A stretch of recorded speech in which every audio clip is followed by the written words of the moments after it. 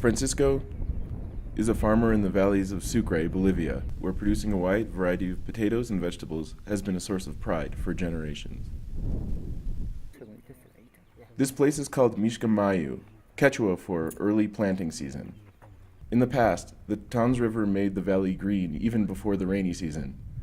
Now the river is all but dried up, and the soils are depleted.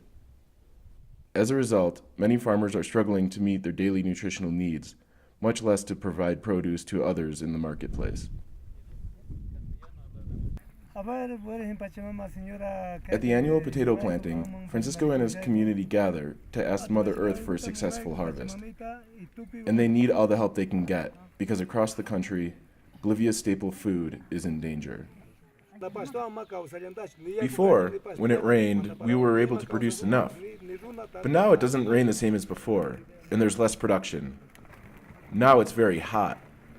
Before, the rain came when it was supposed to, and at that time the potatoes would already be big. But now there's nothing.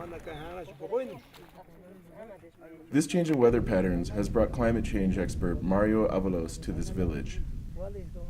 He is working with the UN's International Fund for Agricultural Development, or IFAD, and for the past 20 years has seen firsthand the effects of climate change on the production of potatoes and other crops in the region.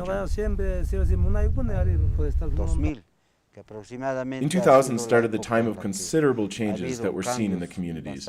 We started seeing the hails, the droughts, and the frosts. The variety in temperatures before, in the climate, weren't that dramatic. They weren't that strong. Now we see that there's more sun, more heat, higher temperatures, and the river dried up quickly. There is no water. The loss of crops from climatic changes means more than loss of income for farmers like Francisco. It can take its toll on the well-being of families. It is effectively like their lives are ending, their way of being. They've lost their hope and the possibility of other income for the family. So, having lost their hope in their savings account, the family feels practically dead. Farmer Martina has certainly felt the effects of climate change on her family. Our children have gone and left us because there is no money and no harvest. If it would only rain, there would be pastures. It is because of all of this that the youngsters leave the community.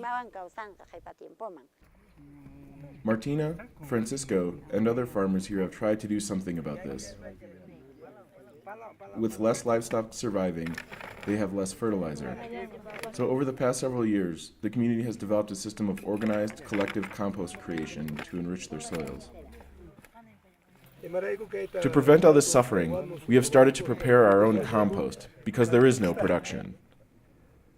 We are making these organic fertilizers in the center of Miskha Mayu to improve our land and improve our production. We want to see more production for our children. But this is not enough to save their harvests, and the people of Miskha Mayu are looking to Mario and his team to help find ways to couple their traditional knowledge systems and practices with modern techniques and technologies to adapt to the changes in climate, such as soil management, the construction of irrigation canals, and reforestation. Francisco has begun implementing his own small changes, including basic irrigation and the diversification of crops and livestock. Together with Mario and the support from IFAD, farmers here can develop solutions to keep them from migrating elsewhere. We have talked about our future with Mario. We want to be able to recuperate little by little, year by year, for our children. We want to plant forests and build greenhouses to keep our children here, so they don't leave for other countries to suffer. IFAD is now working with almost 50,000 farmers across Bolivia to help them develop similar strategies to cope with the changing climate. For Francisco and his family, there is now new hope that they will once again produce the variety of vegetables that brought such pride to the generations who have lived here.